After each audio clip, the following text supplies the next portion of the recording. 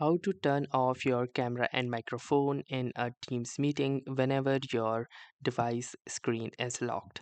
So hey guys, welcome to this tutorial. In this tutorial, I'll be guiding you through the exact steps on how you can manage this particular settings, where if your device screen is locked, then your mic and camera access will also be revoked and people on the Teams will not be able to hear or see you.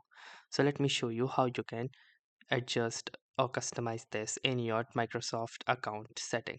So in order to start, the first thing that you will need to do is simply click onto these three dots just beside your profile picture that are settings and more.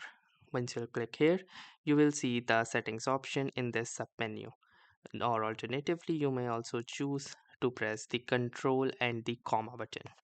Now, once you will do this, it will lead you to this particular page. Now, in this page, click onto this privacy tab, and within the privacy tab, if you can scroll down, you will see this option that says turn off my camera at mic when my screen locks.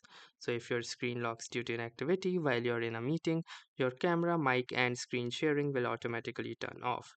Restart Teams to apply the settings. So make sure that you turn this setting on and then restart your Microsoft Teams app before joining the meeting. So that was all for this tutorial.